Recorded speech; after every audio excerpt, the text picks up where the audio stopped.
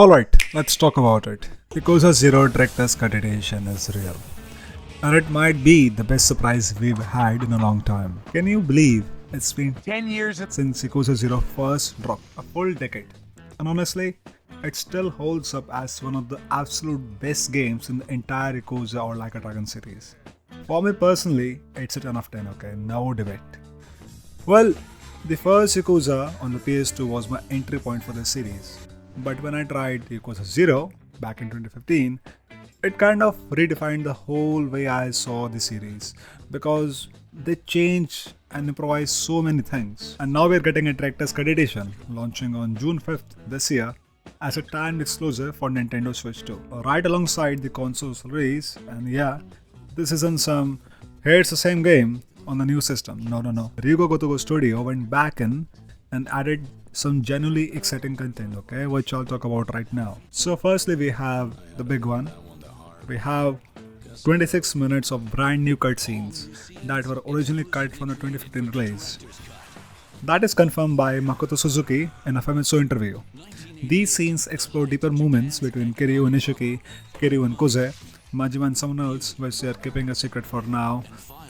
These aren't some filler scenes either. They're meant to give fans extra insight into the key relationship and moments, stuff we've been curious about for years.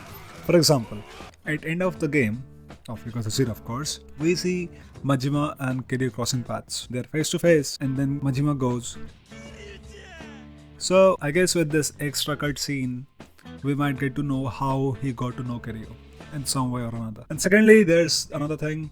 I've seen some people discussing that Lee might return because in the trailer, we can clearly see a guy wearing the same jacket as Lee did, and I think the studio might retcon his death, although I do not want that because where was he since Yakuza 0 to Infinite Wealth? Because he might have been somewhere like alive or dead. I don't know about that, but let's see what the studio does. And let's be honest, okay? If you and me have played Yakuza 0 multiple times, well, I mean I have 15 times or more, I have lost count to be honest. This is exactly the kind of thing that gives us a reason to get back into the game again. It's like getting a little more story to something we already love. Then secondly, we have a new mode called the Red Light Raid. It's a new online multiplayer mode. You and your 3 friends can team up and take down wave of enemies using chat features and C button functionality built into the Switch 2. You got 60 unlockable characters, which is just crazy to think about. Something about this I'll say is, for a long time I wanted this kind of thing to happen in the games. Like I wanted the studio to take some elements from Tekken or Mortal Kombat and put that together and make a game like that, maybe Kiryu versus Majima, because for many years I also want Kiryu to appear or Majima to appear as guest characters in Tekken or Mortal Kombat, I think if they make a game like that, that would really do well, because after this reveal, players are already high for it, and if this mod really does well, I mean on Switch 2 and when it comes to other platforms, the studio notices that. I really hope they do something about that in the later games, And also good news for solo players, this mod is fully playable solo.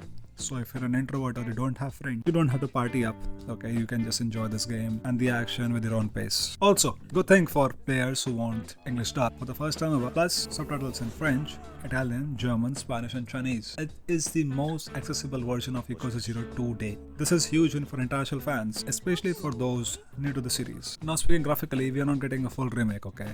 But there's definitely some minor graphical changes, and honestly just having this game release again this year with new content and new features, and of course with new hype, it's the perfect time for both new and long-time players to experience a peak of this series again.